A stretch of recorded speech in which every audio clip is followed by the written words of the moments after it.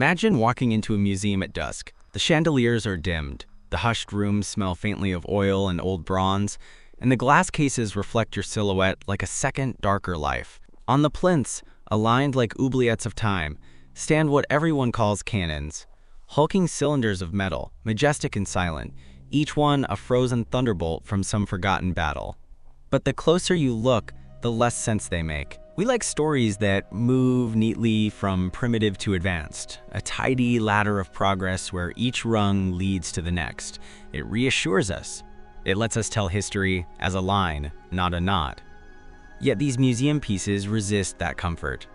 Side by side, in the same halls and the same display labels, are two utterly different families of artillery that refuse to belong to a single linear story. On one pedestal sits a device of almost clinical precision. Steel, not bronze, polished surfaces, sighting elements that could be used to aim with accuracy, rifled grooves inside the barrel that would spin a projectile like a modern rifle. Many of these are breech-loaded, fitted with wedge or screw mechanisms, not the awkward, slow muzzle-loading barrels we expect to see centuries earlier, but the kind of mechanical sophistication we associate with a later age. These machines read like a temporal error, artifacts that slipped centuries backward. And beside them, sometimes within the very same collection, stand their monstrous cousins, gargantuan bronze tubes, so heavy they hug the floor like anchors. They are ornate to a fault. Floral castings, dolphins in raised relief, ribbons of decorative metalwork that seem to belong more in a cathedral than on a battlefield. Their calibers stretch to impossible numbers.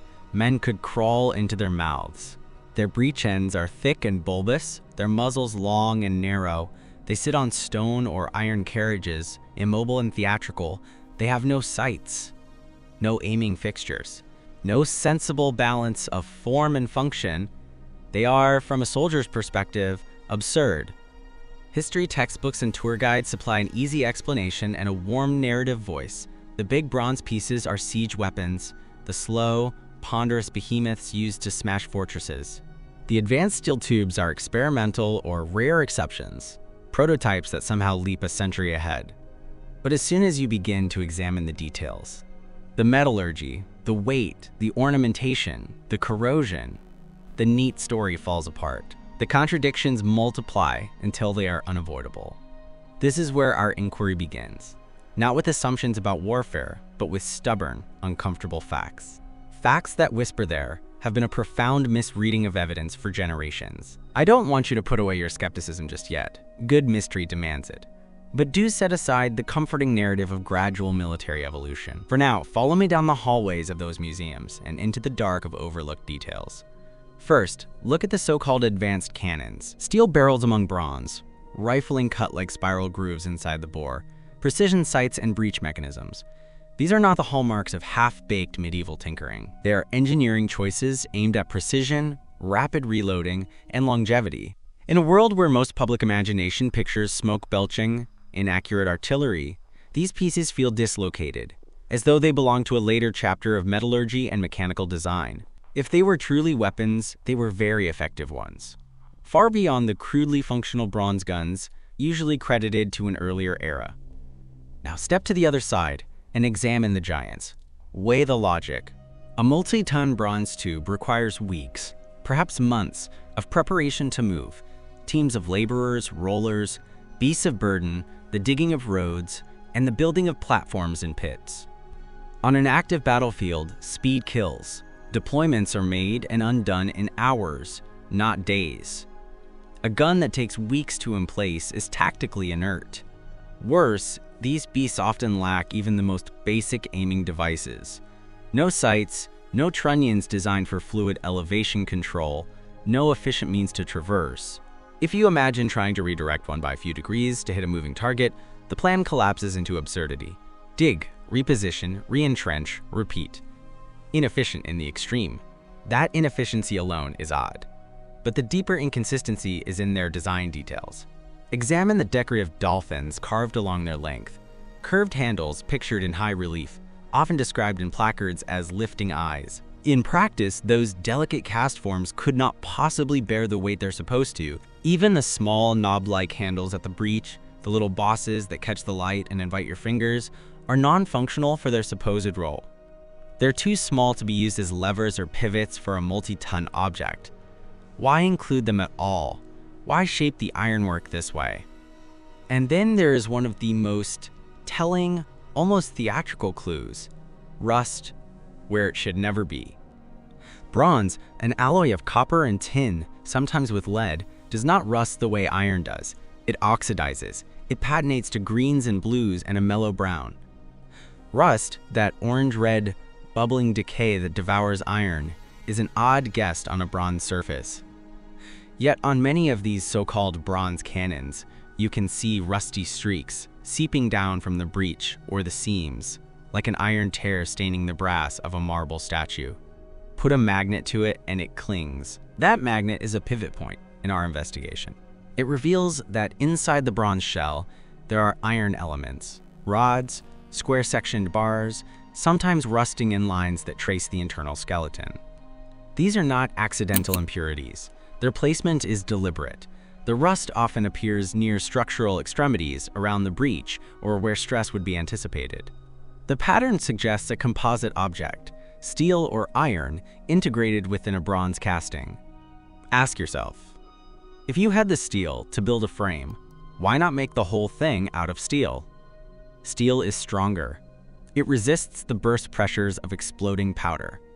It is a superior structural metal. Bronze was used historically because it cast easily and resisted corrosion, but it wasn't the apex of structural engineering in the same way as steel. Building a steel frame and then encasing it in bronze is a bizarre choice. Technologically, it's difficult. You would preform the steel skeleton, place it inside a mold, and pour molten bronze around it. The melting points and chemical behavior of the two metals make affinity and bonding problematic. The process invites defects. Economically, it's wasteful. Steel was more precious than bronze in many periods, not less. And from the standpoint of longevity, the mixture is suicidal. Galvanic corrosion between dissimilar metals, particularly when water is present, ensures that one will eat the other from the inside out. This is not an academic quibble. It's an engineering absurdity with tactical consequences. Iron will corrode. Rust swells and fractures. Bronze cracks from inside. The weapon self-destructs. No sane gunsmith risking lives in battle would knowingly design a cannon with an internal, ticking destructive agent embedded within it. So what would compel the men who made these objects to construct such composites? Why hide iron within bronze, where its corrosion would guarantee decay? Why make monuments that fail on a metallurgical timetable? The military explanation that these are weapons used and tested and treasured for their firepower grows thinner with every metallurgical glance. Here then, we face the first fork in our story. One path leads to the straightforward, isolated advancements in gunmaking here, proto-industrial experiments there, inexplicable design choices, the result of lost knowledge or regional craft traditions. The other path leads to a more radical possibility, that the entire classification of these objects as weapons may be wrong. Hold that thought while I widen the frame, because if the rusted skeleton of bronze cannons is startling, the size and physics of the supergiants are even more damning against the weapons theory. Consider devices like the massive Indian cannon, sometimes called Jivana, or the European monsters, with nicknames carved by legend. We are not talking about large field guns. We are talking about industrial-scale cylinders, 7 meters long, hundreds of centimeters in caliber, and weighing a dozen, 20, sometimes more than 20 tons. I want you to imagine the logistics in their reality. Narrow dirt roads, bridges of wood and rope, wagons that sank in summer mud. How do you drag a 20-ton cylinder to a battlefield? How do you aim it? How do you even load it? Suppose you ignore logistics and transport it to a siege. Loading such a giant requires cranes, pulleys, mechanized rams, not an army of men with levers and ropes. And when you fire it, assuming you could safely and accurately, the wall of stress inside the chamber is concentrated at the breech. Modern artillery addresses that with thicker breeches and careful metallurgy. Many of these titanic tubes, however, exhibit uniform wall thicknesses. That is a recipe for rupture. And historically, when later engineers or enthusiasts tried to fire ceremonial salutes from ancient pieces, some cracked or burst apart. They did what physics would predict. They failed when used as weapons. Why would a society invest in such impractical artillery? Why would they ornament it and parade it, only to have it shatter when used in the way we suppose? The more pragmatic reading is that these were never intended to be fired like guns. They are too heavy, too ill-proportioned, and too fragile under the stresses of explosive discharge. Their physical reality points away from destruction and towards something else. If we step back and remove the wartime lens, the silhouette of these objects begins to resemble industrial machines more than instruments of war. Think of heavy industry, rotating drums, mills, kilns, pressure vessels. Picture a horizontal rotating cylinder used in the production of lime or cement, or the tumbling drum of a ball mill where stones and metal pebbles grind ore into powder. Think of thick walls to contain heat and abrasion, of large openings to feed and to discharge material, of mounting rings for rollers and teeth for drives. All of these features map suspiciously well onto the bronze behemoths. The decorative dolphins, then, might be cast as gear teeth or drive mounts. The heavy rings near the cylinder could be riding surfaces or pulleys for belts. The cannonball stacked nearby might not be ammunition at all, but grinding media, the very stones or metal shot used to crush ore in a mill. The touch hole loses its military meaning and becomes a discharge spout, an outlet through which processed material trickles into a trough. Scrape marks inside the bore, long thought to be repairs or damage from firing, begin to look like wear from tumbling balls and abrasive ore. The internal iron structure, rather than being a bizarre mistake, could be the load-bearing core required to withstand repeated mechanical stresses. The bronze outer layer, with its lower friction and resistance to corrosion, could be the wear surface. This hypothesis reframes the objects entirely, not weapons of siege, but machines of manufacture. They were built to grind, to bake, to mix, to produce the mortar and lime that raised the cathedrals and fortifications they later supposedly shattered. The so-called cannon was not firing the stones that built walls, it was making the very powders that bound stones into walls. The implications of this simple recategorization are enormous. If valid, it suggests that industrial-scale manufacture existed earlier, or at least differently than our narratives allow. It suggests networks of production, workshops, kilns, mills, whose traces we have misread as armories and arsenals. It suggests lost systems of power transmission, belt drives, water wheels, geared reductions, animal-powered capstans, all integrated into complex production lines. And it forces us to re-examine why subsequent generations would reinterpret these objects as weapons. If factories and machines collapsed in cultural memory due to cataclysm, migration, or simply the long forgetting that breaks craft continuity, the simplest analogy for a hollow metal cylinder with decorative flourishes might have been cannon. Stories accrete like tarnish. A function forgotten becomes a legend. Before we rush to certainty, we must interrogate each clue, start with the rust. If iron frames exist inside bronze casings, then corrosion patterns should follow predictable lines. The rust stains cluster where an internal steel rib meets the outside, particularly near the breech, the highest stress area. This fits a scenario where an iron frame bore the structural loads of a rotating kiln or mill, and the bronze provided the working, wear-resistant surface. The brazing together of two metals, technically challenging for the era many of these pieces are dated to, becomes explicable if the bronze overlay was poured around a preformed iron skeleton in a controlled foundry setting. That's not impossible for skilled metallurgists with knowledge lost to us. It's difficult, yes, but it would be justified if the function demanded it. Consider the absence of sights. Industrial machines don't need them. A rotating kiln needs support bearings and drive teeth, not aiming iron. The same is true of pulleys, lifting lugs, and discharge chutes. The lack of simple military conveniences like front and rear sights makes sense if the object never had to aim at anything. And what about the decorative elements? Why beautify a factory device? Because civic pride and patronage go hand in hand with production. In many cultures, productive power was displayed and celebrated. A magistrate might commission a mill shaft adorned with emblems, or a kiln emblazoned with coats of arms. The adornments also camouflage and reframe the function. When later observers lost the knowledge of their operational context, they reinterpreted the decoration as martial ornament. At this point, a resistant voice may whisper, "This is elegant reinterpretation, but where is the smoking gun? Where is the archaeological context?" Workshop remains, belt gears, millstones, that proves these were industrial machines? The answer is both frustrating and suggestive. In many sites, the contextual evidence has been miscatalogued or simply gone. Stone slabs thought to be gun platforms may be foundations for bearing rollers. Carved stonemason blocks might be part of a factory floor.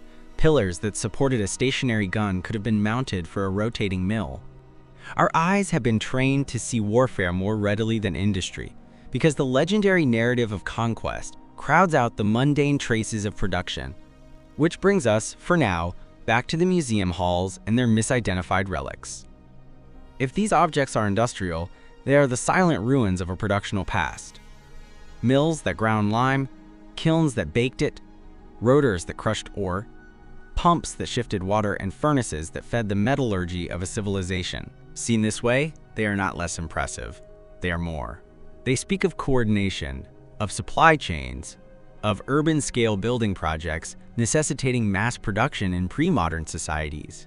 They suggest communities that organize labor not just for war, but for sustained manufacture and construction. We are only beginning. To move forward, we will need to examine more closely the internal evidence in several specific examples. The small bronze tubes with steel frames, the overloaded giants that exploded on firing, the distribution of cannonballs in non-military depots, and the architectural context where these artifacts were found. Each case will either strain or bolster our theory. But before we plunge deeper, let me leave you with a subtle question to carry into the next chapter. What kind of society invests in machines of production on such a scale, then loses the very idea of manufacture to the point of recasting their ruins as weaponry? What disruptions, social collapse, climatic catastrophe, invasion, or cultural amnesia could transform functioning factories into the ornaments of legend? If you're intrigued, if the hairs on your arms are standing at the thought of lost industry and misread relics, then stay with me. In the next part, we will examine specific museum specimens, the ones with iron hearts and bronze skins, and trace the fingerprints of industrial use embedded in their metal. We will test the mill theory against physics and metallurgy, and strip away the comfortable stories we were taught. And hey, if you're enjoying the deep dive and want more episodes like this one, consider subscribing. This channel is where we pull apart accepted history and piece together new possibilities. It helps the research, and it keeps this conversation going. We begin with a single artifact, a bronze tube the length of a small carriage, darkened by centuries, its surface mottled by patina and the orange tracks of rust. On display, the placard gives the usual date, supposed origin, weight, a sentence about its service in siegecraft.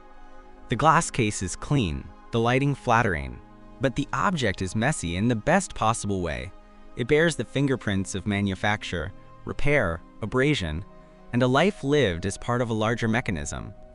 Let's strip away the museum theater and look like investigators. Walk the circumference with me. Touch the rim only if the museum allows. Otherwise, imagine the touch. Near the breach, where the metal thickens, the orange veins gather like dried riverbeds. They run along faint seams where the casting might have joined, or where an internal rib met the exterior shell. Inside the mouth, if you are lucky enough to see into the bore, you notice parallel lines running lengthwise, not the spiral rifling of an advanced small bore, but shallow longitudinal grooves, almost like the scars left by abrasive contact. The interior is not polished to the smooth tolerance of a ballistic tube. It is pockmarked and scratched in patterns that repeat predictably. Those scratches are not battle scars from a blast. They are the steady signature of abrasion. Imagine thousands, perhaps millions, of hard spheres tumbling within, stone on stone, iron against bronze. Each impact scores the surface. Over time, these marks align along the rolling path where the grinding media rose and fell. This is the first fingerprint, wear consistent with tumbling inside a rotating drum. Now look at the muzzle. Instead of a burst flange or a soot-blackened mouth, there is often an intentional lip or a wide bell, a throat designed to accept a bulk feed rather than the seated tightening required for a projectile. The external flange frequently shows evidence of mechanical fastening, bolt holes, traces of a formerly attached flange or hopper. These are not features you'd find on a field piece meant to hurl shots. They are the hallmarks of a device meant to be fed, choked, and emptied. Turn your attention again to the so-called dolphins and lifting bosses. Their placement is telling. arranged not for balance lifting at a single point, but in asymmetrical groups along the cylinder in areas that would distribute torque or align with external gearing. Examine the pattern under magnification, and you'll see the base of these bosses is thicker on the inside, where they meet the shell. That suggests they were cast integrally to transfer rotational force, not to be hooked by a crane. In some specimens, beneath the decorative flourish, the bronze is abraded in a band that perfectly matches the circumference and thickness of a roller. Picture a heavy drum set on rollers and driven by a smaller pinion gear. The band would ride on stationary supports. The bronze shows the telltale ring wear of prolonged rotation. Metallurgy offers a second set of clues. Bronze and iron behave differently under heat and stress. The presence of an internal iron skeleton, as indicated by rust traces as structural seams, points to composite construction. If you examine the cross-section of a failed piece, one that split in antiquity or was sawed for study, you can see how the inner iron members were placed. Often, 3 or 4 massive square-section rods run longitudinally, like ribs. Between them, the cavity widens. This geometry is exactly what you would use if the internal rods were carrying axial and bending loads from a rotating body, while the bronze acted as an outer sleeve where abrasion happens. Now, here's a thought experiment grounded in simple mechanics. Suppose you need a cylinder that will rotate slowly under load with heavy content inside. You need a rigid frame to prevent ovalization. You need an inner skeleton capable of carrying radial and axial stresses to the bearings. You need an outer wear surface that resists corrosion and presents a smooth interface for sliding or flow. That combination, inner skeleton for strength, outer layer for wear, is a textbook industrial solution. Yes, it's complex to cast. Yes, it wastes metal. But if the economic calculus of the makers favored local copper abundance and limited steel mill capacity, it starts to make sense. Use abundant bronze for the surface and the visual identity. Use precious iron sparingly where needed for structure. One museum specimen tells the story most clearly.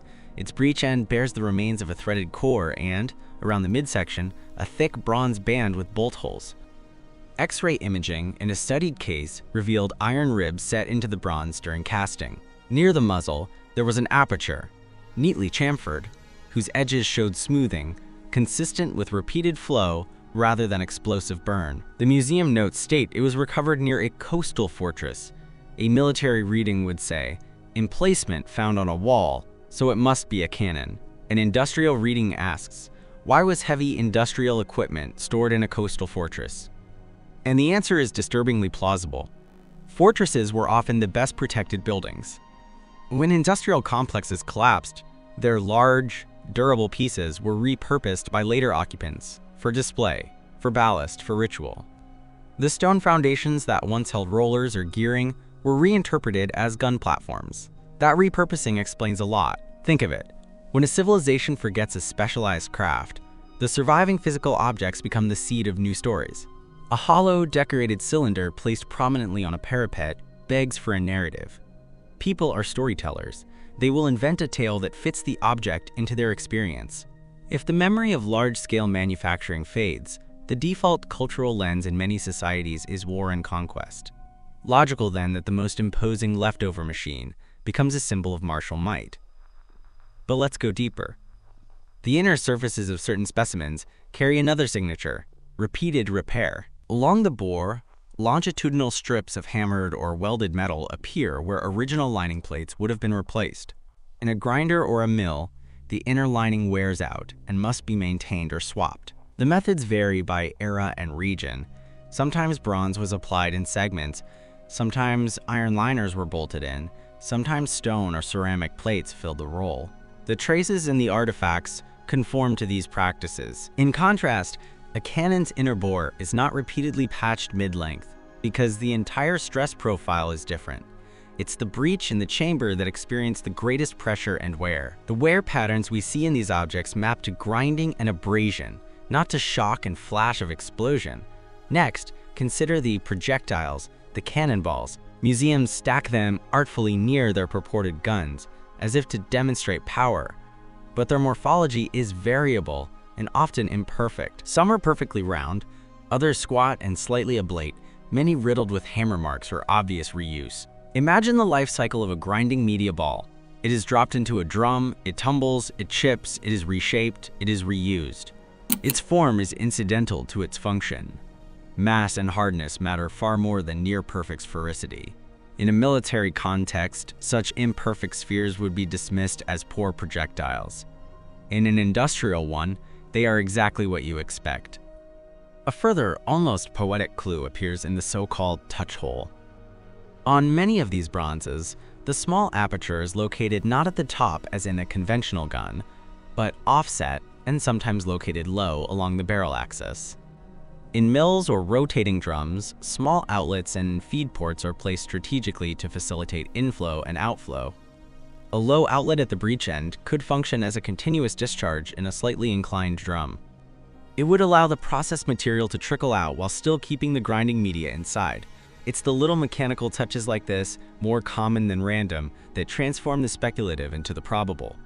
When we assemble these marks, where consistent with tumbling media, discharge apertures, evidence of drive mounts and riding bands, integral lifting bosses placed for torque transfer, iron frames intentionally placed inside bronze shells, a coherent picture emerges. It is not a single anecdotal oddity. It is a pattern repeated across many examples, across continents and centuries. Parallel misreadings, multiplied by cultural forgetting, have turned workshop relics into war trophies in the historical imagination. And then there's the question of scale and societal organization.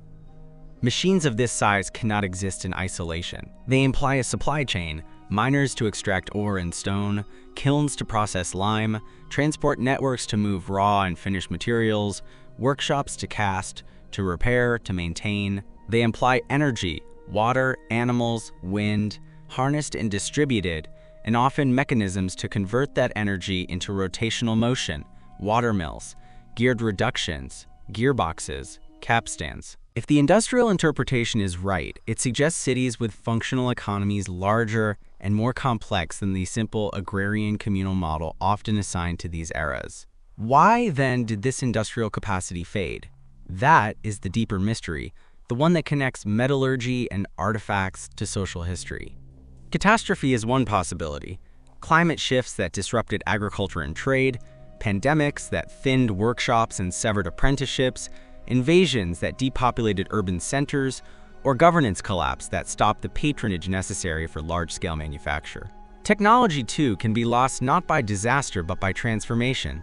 A society reorganizes, its priorities shift, and the skills that once sustained specialized industries are not transmitted across generations. The machines outlast the craft. Their bronze skins hang on like fossilized evidence of a competence no one alive understands. Before you raise the objection that this is a grand reinterpretation with little documentary support, consider the quiet archaeology of industry.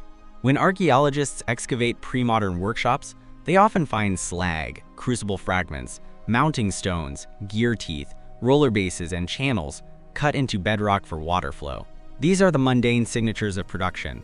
Yet many such finds have been cataloged as ancillary or as military debris because the interpretive lens favored conflict over craft. Reframing the massive bronzes as industrial components invites us to reevaluate site reports, to reclassify features, and to ask new questions of old data. If we accept for a moment that the industrial hypothesis fits the physical signatures, then the narrative implications are enormous. These are not merely misidentified objects. They are misread chapters in our technological history. They hint at an age of industrial capacity woven into urban life, a network of production that supplied lime, mortar, pulverized ore, and other processed materials essential to building and metallurgy. That would mean that many of the architectural feats we ascribe to slow, labor-intensive craftwork might in fact have been supported by continuous mechanized processes that vastly increase throughput. We are not yet at the point of proof, but evidence is cumulative. The wear and repair marks on inner bores, the iron skeletons that rust beneath bronze skins, the geometric placement of bosses and bands, the inconsistency of projectile shapes, and the archaeological context all push the balance of probability away from weaponry and toward industry. In the next segment, we will scrutinize 5 emblematic specimens from across Eurasia: an Indian mastodon, a European display piece, a Middle Eastern bronze with baffling seams, a coastal recovered tube with mounting bands, and an unassuming museum example whose X-ray told the real story of internal iron ribs. For each, we will trace the manufacturing marks, test the mechanical plausibility of the weapons theory, and lay out the industrial interpretation piece by piece. One small aside before we move on. If you're finding this line of thinking compelling, take a moment to subscribe and hit the bell. This investigation depends on curiosity as much as it does on scholarship. Every like nudges the algorithm to show more people that history can be stranger and more interesting than we were taught. In the dusty courtyard of a fortress in northern India stands a bronze colossus that gleams like a petrified thunderbolt. Locals call it Javana, the living one, though by any military logic it should have died centuries ago. Its barrel stretches over 7 meters long. Its caliber? More than half a meter wide enough for a grown man to climb inside. The entire mass exceeds 20 tons. It sits on a crude stone base, no carriage, no trunnions, no sign it ever rolled an inch from where it was cast. Yet, official plaques still describe it as a, quote, siege gun of the 17th century, a supposed monster of war. Let's pause here and truly picture that claim, a 20-ton cannon. In an era without steam engines, without paved roads, without cranes or hydraulics, how would anyone move it? Horses? Oxen? Even with hundreds of them, the ground would give way, wooden wheels would splinter, the earth itself would sink under the pressure. A rainstorm alone would stand it for weeks. It would take an army of laborers, an engineer's miracle, and a logistics chain that didn't exist. And for what? A single inaccurate, unaimable shot that could only fire once before the battlefield had already moved miles away. This is the paradox of the supercannon. The bigger they are, the less sense they make. The first clue against their supposed martial purpose is geometry itself. Look carefully at the barrel. Its walls are almost uniform in thickness along the entire length. But any gunmaker, ancient or modern, knows that the highest internal pressure when firing a cannon is at the breech, the rear of the barrel, where the gunpowder explodes and propels the projectile forward. That is the area that must be thickest, strongest, most heavily reinforced. Yet in many of these behemoths, the wall thickness remains constant from breech to muzzle. This isn't a design oversight, it's a design contradiction, one that guarantees failure if the device were truly used as a gun. History proved this brutally.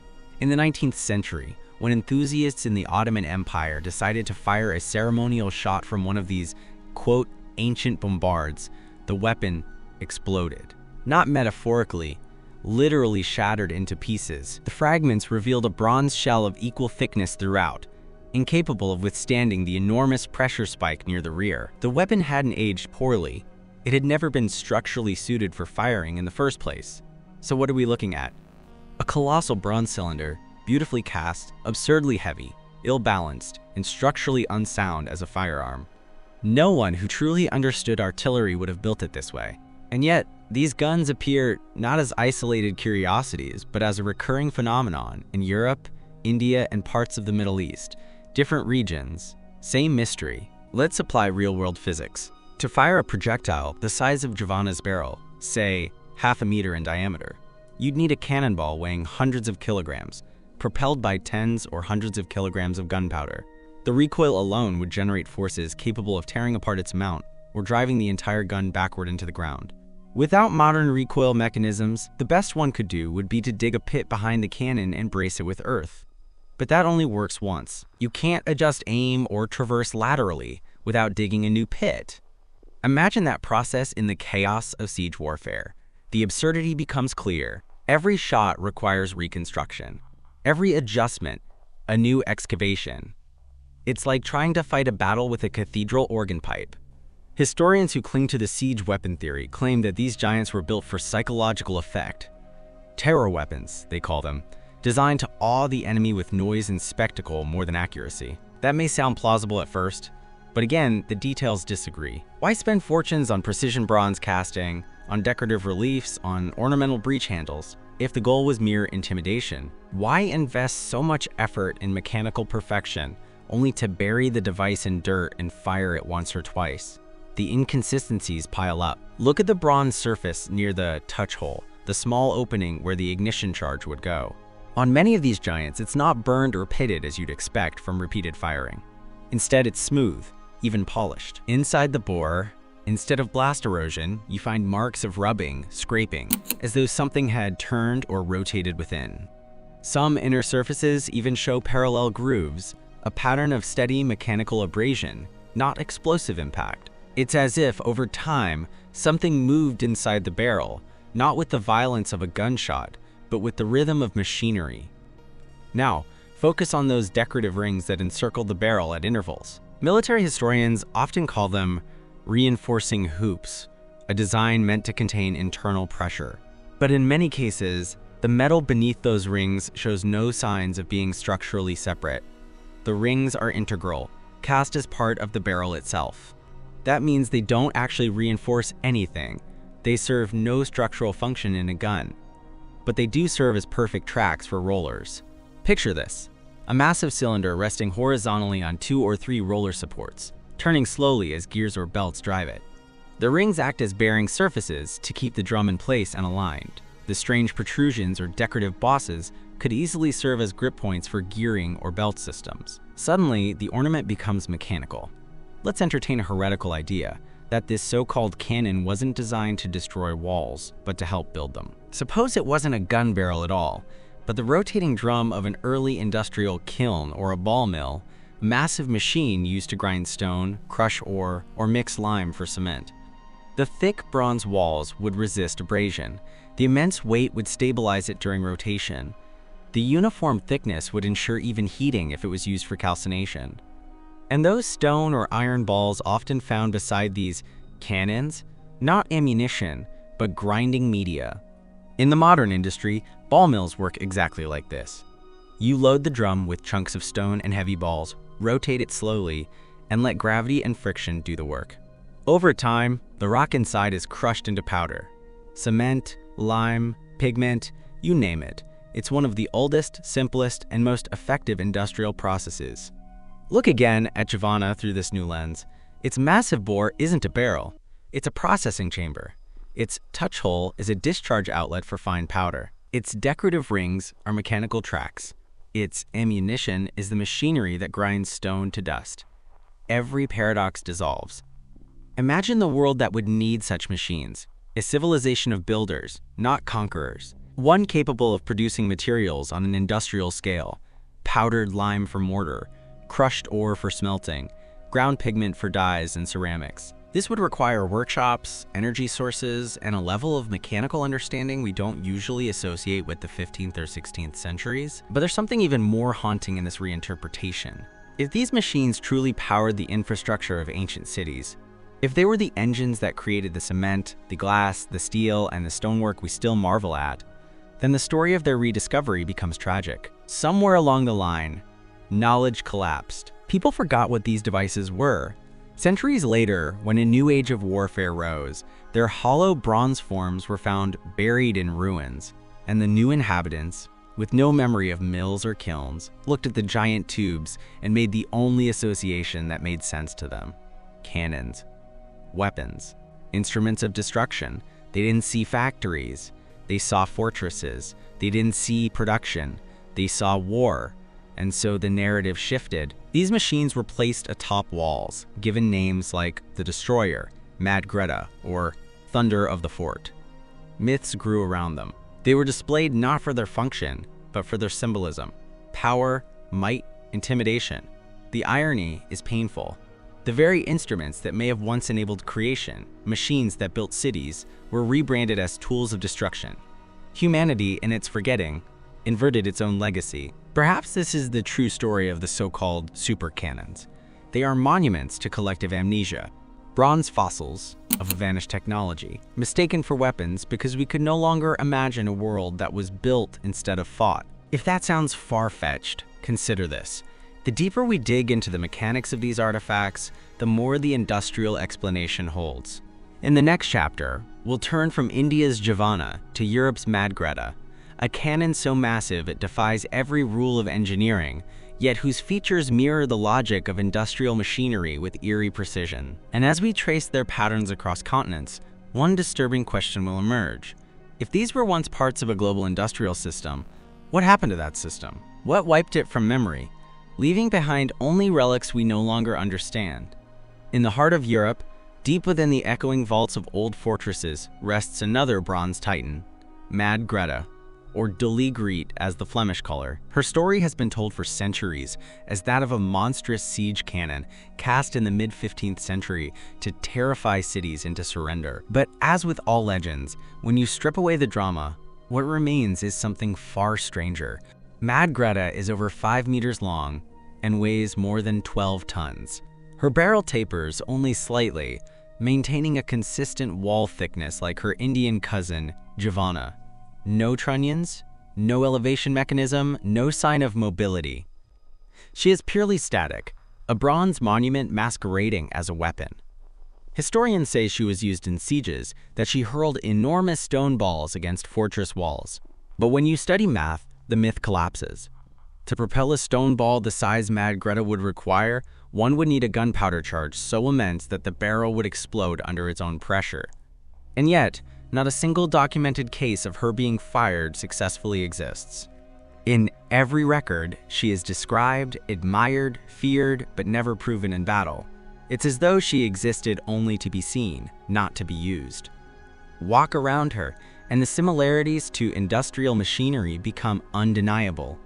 The bronze bears smooth circumferential grooves, not random ornamentation, but clear evidence of frictional contact, marks from rolling or slow rotation. Near her base are 2 large, raised rings, positioned precisely where modern rotary kilns or ball mills rest upon support rollers. The bronze shows minute flattening where it would have borne weight. No cannon carriage in the world would require such a design, but a rotary drum absolutely would. And then there's the strange, decorative protrusion at the rear, a massive knob, perfectly centered, smooth, and circular. Historians call it the cascabel, a traditional feature on cannons, supposedly for securing ropes during firing or transport. But the logic doesn't hold. A single knob cannot bear the load of dragging 12 tons across uneven terrain. The rope would snap, the metal would shear. Now imagine that knob not as a handle, but as an axle. A rotational pivot, a point around which the entire cylinder could slowly turn. Suddenly, what was decorative becomes functional. The cascabel is no longer the tail of a weapon. It's the drive hub of a machine. Let's step back and ask the bigger question. Why would so many of these objects, from Russia to India to Flanders, share the same design language? Why did they all display uniform thickness, decorative protrusions that double as mechanical points, and inexplicable weight? Because they weren't isolated curiosities. They were standardized components of a system. Imagine the Europe of the late Middle Ages, not just of knights and cathedrals, but of workshops powered by water and wind. Beneath the romantic imagery of castles and monasteries, there existed an infrastructure of industry: water mills, bell foundries, forge complexes. But what if, before or parallel to this medieval phase, there was another layer, one far more advanced and widespread, a proto-industrial civilization whose ruins we have mistaken for fortresses? Mad Greta and her cousins might be remnants of that forgotten world, a network of massive rotary devices used to process raw materials on a scale we can barely comprehend. When scientists performed metallurgical studies on several European bombards, they found that many contained alloys too refined for their supposed age. The bronze purity was remarkably high, with uniform crystalline structures suggesting controlled, large-scale casting, not the inconsistent, charcoal-fired methods typical of the Middle Ages. This alone is staggering. It suggests centralized foundries capable of maintaining even temperatures and precise alloy ratios, something that implies complex furnace systems and industrial organization. And yet, despite the perfection of the metal, the design of the objects makes no sense as artillery. Why pour such effort into crafting a barrel that couldn't possibly survive more than 1 or 2 firings? Why make it smooth, thick, symmetrical, and beautifully machined inside? Unless it wasn't a weapon at all. A rotating mill or kiln, on the other hand, benefits from that very precision.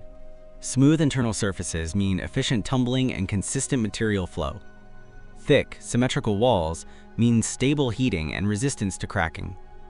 What's illogical for war becomes genius for manufacture. So how did this industrial civilization vanish from the historical record? The answer may lie in the very ruins that now house these cannons, the fortresses themselves.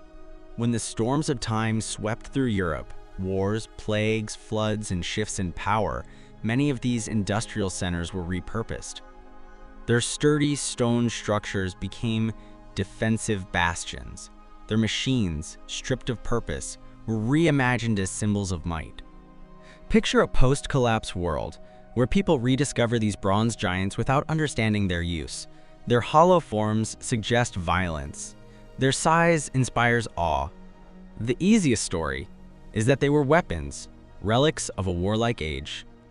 And so, a myth was born, a story more palatable than the truth, because the truth required admitting that something greater once existed, something lost. This is the most haunting part of the mystery. If these so-called cannons were machines of creation, then what we see in museums today are not tools of conquest, but the tombstones of industry. The legends of giant guns became cultural bandages, a way for societies to reinterpret advanced relics they couldn't replicate. Where we see Mad Greta, the siege gun, an older truth might whisper, Mad Greta, the mill that built cities.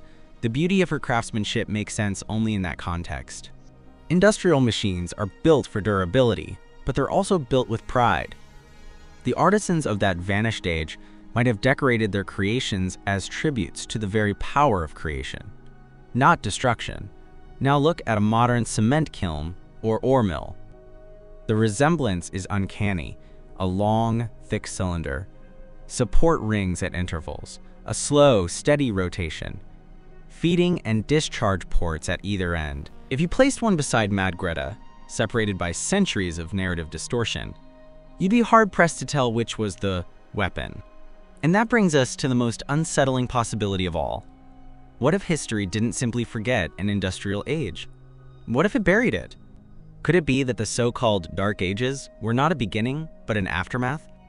That what we think of as the dawn of modern technology was really the flicker of a rekindled flame? We have been taught that industry was born in the 18th century when coal and steam ushered in progress. But perhaps that was only a rebirth, a reconstruction from fragments, echoes, and unrecognized relics. Perhaps these great bronze cannons were not weapons from before the industry, but survivors of it. It's not just the shape or metal that ties them together. It's the philosophy of their construction. Each one is designed for endurance, for rhythm, for motion. They speak of a world that understood mechanical cycles, rotation, pressure, grinding, mixing. A world that may have powered its cities not through conquest, but through craftsmanship. And yet all that remains are the corpses of its machines, displayed in military museums as tools of destruction. Think about that inversion. Creation turned into ruin, industry mistaken for war. It's as though the memory of what these objects truly were could not survive the trauma of whatever ended that civilization. And perhaps that's the real story here. Not a tale of weapons, but of loss, of memory, of meaning, of humanity's own continuity. But if these were industrial relics, the next logical question emerges: where did the energy come from? To turn such massive drums, to rotate tons of bronze and stone, you need power, consistent, controllable, abundant. Were these ancient factories powered by water wheels, by animal treadmills, or something more sophisticated, perhaps even a forgotten form of mechanical or hydraulic transmission we no longer understand? Imagine standing beside one of those bronze giants, its polished surface catching the faint sun, its circular mouth yawning into silence. You can almost feel it waiting for something that's missing. Not a projectile, but motion. These colossal drums weren't built to rest. Every line of their design suggests movement, slow, steady, rotational power. But the question is, where did that power come from? If these relics were truly machines of creation, part of some vast forgotten industry, then their builders must have harnessed energy in ways our textbooks have chosen to ignore. The answer perhaps isn't in the weapons halls of history, but in the rivers, towers, and myths that run alongside them. Let's start with the obvious: water. Long before steam or electricity, water was the most reliable source of continuous power. Medieval Europe's flour mills and sawmills were powered by it. Ancient civilizations used it to crush grain and pump irrigation. But the scale of energy required to turn a 20-ton bronze drum is something else entirely. That's not a millstone, that's an engine. To rotate such a behemoth, you'd need a vast torque system, something like a hydraulic drive or a network of interlocking gears. Strangely, across Europe and Asia, archaeologists have found remnants of massive stone and iron gear rings buried near rivers or in abandoned forts, structures far too large and too precisely cut to be parts of simple mills.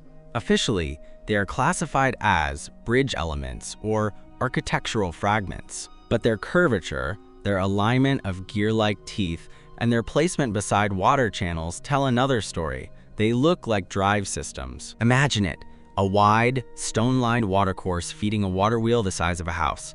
Its rotation transmitted by giant wooden gears into a bronze drum turning slowly on rollers, each revolution crushing, grinding, or mixing materials. Entire buildings dedicated to a single rotating cylinder, a factory before the word existed. Now imagine not one, but dozens of these machines along a river, each one powered by the same current, an ancient industrial corridor disguised as a string of fortresses. Consider this pattern. Many of the world's largest cannons, from India's Jaivana to Europe's Madgreta and Russia's Tsar cannon, were found not in open fields, but within fortified complexes built beside major water sources. Coincidence or a clue? Take the Tsar cannon in Moscow, weighing nearly 40 tons and never fired in battle. It sits in the Kremlin courtyard, a fortress built atop the confluence of two rivers. Its bore is absurdly large, its structure completely impractical as a weapon. But what if its placement isn't decorative? What if it stands where an energy source once flowed, the remains of a hydraulic system feeding an industrial complex that once occupied that very ground?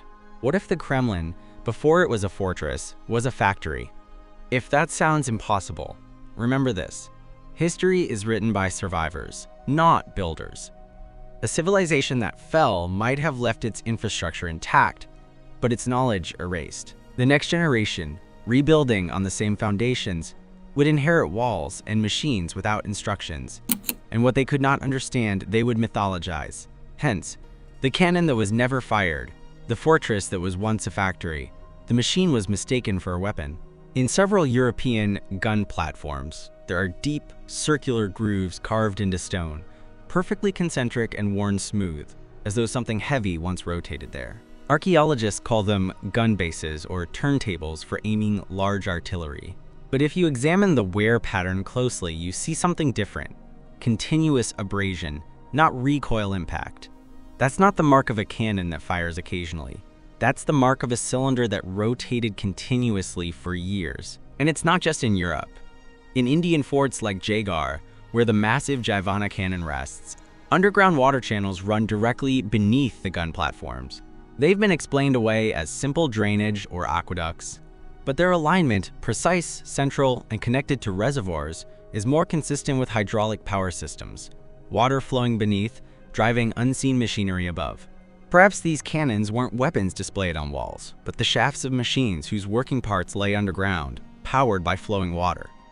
If we widen our scope, patterns emerge across continents.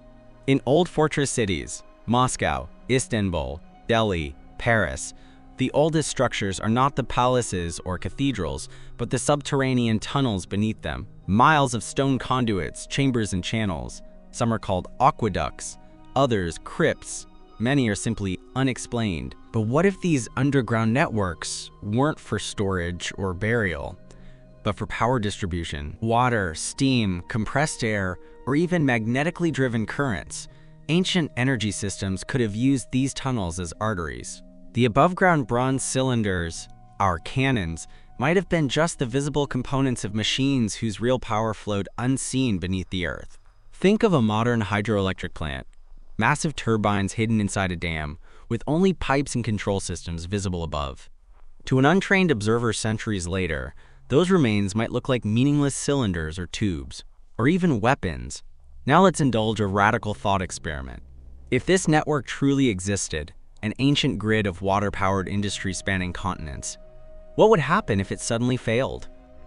A massive flood, an earthquake, a shift in the planet's magnetic field. Anything that destroyed the delicate balance of its energy sources. factories would fall silent. Cities built around them would die. Within a few generations, the memory of their function would vanish. What would remain? Fetchoraplanen and Kiasiang. Bronze shells are too heavy to move. Iron skeletons rusting beneath the earth. Rings of stone where rollers once turned. Water channels that still flow, stripped of meaning. 1,000 years later, the archaeologists of a new world would find them and write the only story they could imagine. These were weapons, this was war, and maybe, in a strange way, they'd be right.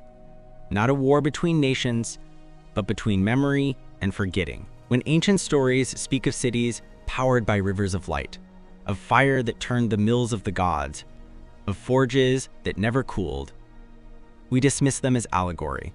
But what if they're not? What if they're fractured memories of this lost energy network, encoded in myth when the technology itself was lost? Perhaps Prometheus didn't bring fire to mankind. Perhaps he brought power, and the gods punished him, not for giving warmth, but for giving control, the ability to harness nature itself. Across centuries, the remnants of that mastery rusted away. What couldn't be understood was reinterpreted through new frameworks: religion, myth, warfare. Machines became monsters. Factories became temples. Turbines became cannons. And history, tidy, linear, convenient, was rewritten to hide the discontinuity. Because the truth is far less comfortable. Progress isn't a straight line, it's a circle. Civilizations rise, master the forces of nature, then fall, and their machines are left behind for the next cycle to misread. Maybe we are simply living through another repetition. If the cannons were machines, and those machines were powered by forgotten water or mechanical systems, then what was the ultimate product? What were they building at such a scale?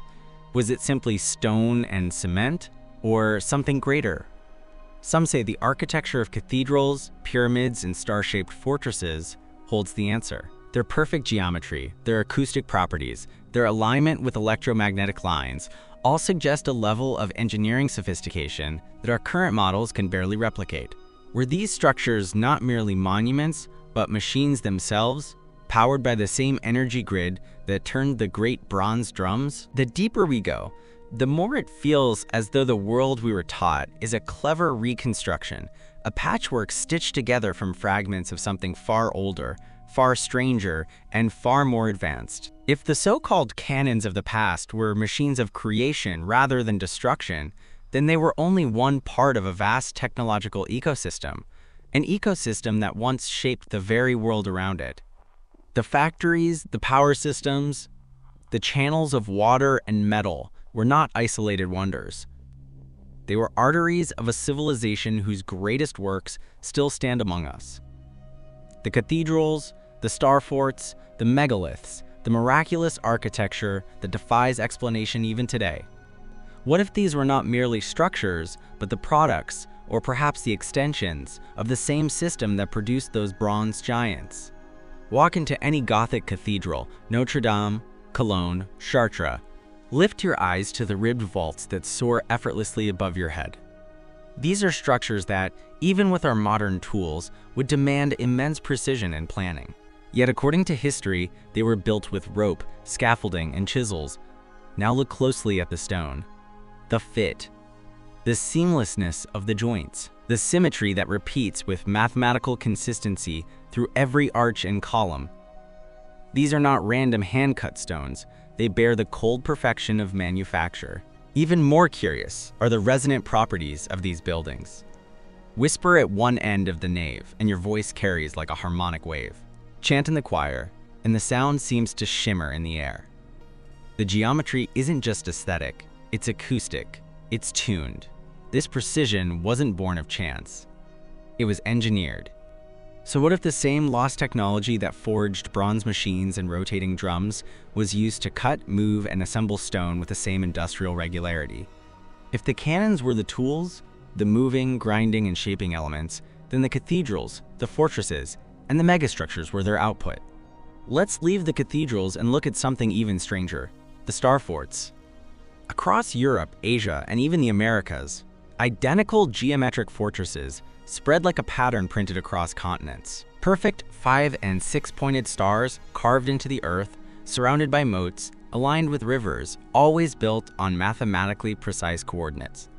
The official story says these were Renaissance-era defensive structures designed to resist cannon fire. But there's a problem. Many of these forts predate the supposed invention of the artillery they were built to resist, and many show no sign of battle damage. Some are buried halfway in sediment, suggesting they existed long before the historical period assigned to them. Even stranger, the inner layouts of these forts are not optimized for soldiers. They're optimized for flow. Every wall, every channel, every bastion aligns with natural water sources, often feeding into underground tunnels. From above, they look less like fortresses and more like circuit boards. Consider that for a moment, star-shaped layouts with channels, reservoirs, and symmetrical pathways. If the lost industrial civilization truly existed, these might not have been defensive fortifications at all. They might have been energy hubs, massive hydraulic or electromagnetic complexes that distributed power through water, vibration, and resonance. And those bronze cannons, they may have been the rotating converters, the engines that transformed pressure, motion, or sound into usable energy. Let's think beyond the material for a moment. Suppose these ancient machines didn't rely solely on mechanical power. Suppose they harnessed something more subtle, something woven into nature itself. Every object vibrates. Every structure resonates at specific frequencies. Stone, especially certain types of limestone and granite, carries a natural piezoelectric potential, meaning it can convert pressure or vibration into electrical charge. Modern science uses the same principle in quartz oscillators and ultrasonic devices.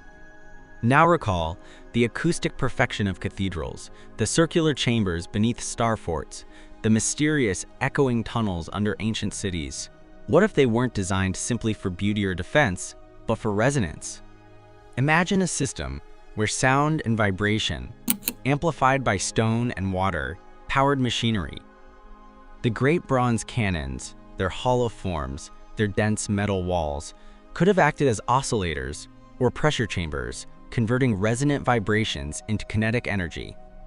Their placement near water sources wasn't coincidental. Water conducts sound and vibration with incredible efficiency. In such a world, power didn't need to flow through wires or steam pipes. It flowed through sound, water, and geometry. The earth itself was the circuit. And those who built these systems weren't magicians or mystics. They were engineers whose tools have simply vanished from our timeline. History tells us that cathedrals were built as monuments to faith. But perhaps faith came later, when the understanding of their function was lost, when the resonance stopped. When the power went silent, when the machines rusted, the waters shifted, and the knowledge of how it all worked slipped away. The priests who inherited those structures didn't know how to restart the engines, but they could feel the echo, the lingering energy, the awe the spaces inspired. And so they filled the silence with prayer. Religion rose where technology fell. The holy fire of the ancients became divine inspiration. The music of the spheres became a hymn and chant. The sacred geometry of the builders became divine symbolism. Faith replaced function, and thus the world of creation became the world of worship. When did it all end? That's the question that haunts every theory of the lost industrial age. Some say it ended in a flood, not a mythic one, but a literal cataclysm that reshaped coastlines and drowned entire cities. Others say it was a solar storm, a magnetic event that crippled whatever technology they relied on. Still others suggest a deliberate erasure, a war not between nations, but between eras. What's undeniable is that the clues are still here, buried beneath our cathedrals, fossilized in our weapons, carved into the earth in perfect geometric symmetry. And if that's true, then we aren't the first industrial civilization. We are simply the latest to rise after the silence. We rediscover, we rebuild, and we tell ourselves it's all for the first time. But the bronze drums in their museums disagree. They remember the vibration. They remember the hum of creation, and they are waiting for us to remember too. If the theory holds, if these artifacts were part of a unified global technology, then we must rewrite our understanding of history. Not as a steady climb from ignorance to enlightenment, but as a cycle of rise, collapse, and rediscovery. Every civilization builds, forgets, rebuilds. Every age believes it's the first to master the elements. And in the ruins of every fallen world, the next one mistakes the relics of creation for the weapons of destruction. Perhaps that's the irony of humanity. We keep finding the same tools, and we keep misunderstanding them in the same way. The cannons of the past were not built to kill. They were built to create, and what we have called history may only be memory, distorted through centuries of forgetting. There is a moment at the end of every great mystery when the evidence stops being scattered fragments and begins to speak in unison. When the patterns align so perfectly that they form something larger, something that feels less like discovery and more like memory returning. This is that moment. For centuries, we have stared at the same artifacts: bronze cannons, stone fortresses, resonant cathedrals, and geometric cities, and we have told ourselves comforting stories. We said the cannons were weapons. We said the cathedrals were temples. We said the forts were built for war. Because that is what we know. Because we could not imagine anything else. But what if all these pieces, the machines, the buildings, the symbols, were never separate? What if they were all parts of one unified system, a planetary-scale technology designed not for destruction, but for creation, communication, and balance? Every cannon we've studied fits the same pattern: excessive weight, circular symmetry, and evidence of slow rotation, not explosive discharge. Every star fort follows a geometry that channels water and sound in perfect ratios. Every cathedral vibrates at resonant frequencies that interact with human voices, and even the Earth's natural electromagnetic field. Individually, these are curiosities. Together, they form a network of machines, power hubs, and resonant amplifiers. A forgotten grid built by a civilization that understood the natural forces of the world not as something to conquer, but something to tune. Water, sound, vibration, and geometry. These were their tools. And what if for them, energy wasn't extracted, but invited? Not forced through coal or oil, but harmonized through frequency? The Earth itself, alive with magnetic and acoustic resonance, could have been their power source. The great bronze cannons could have been transformers, converting resonance into usable motion, heat, or even light. In that world, technology and nature weren't enemies. They were synced. So what happened? How does a world capable of harnessing nature itself vanish so completely that its machines are mistaken for weapons? Hitzar-hai, imagine this. A global catastrophe, not just physical, but harmonic. A disruption so great that it silenced the very frequencies that powered their world. A solar storm. A shift in Earth's magnetic polarity. A geological upheaval that drained rivers, collapsed currents, and stilled the water wheels of the planet. The resonance stopped. The great drums fell silent. The star forts went dark. The cathedrals lost their voice. And the survivors, stripped of power and knowledge, rebuilt with what they could remember, stone by stone, myth by myth. They looked at the rusting bronze machines and called them cannons. They looked at the resonant temples and called them churches.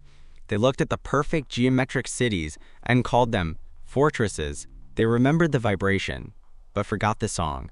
But echoes never die completely. They live on in symbols, in rituals, in art.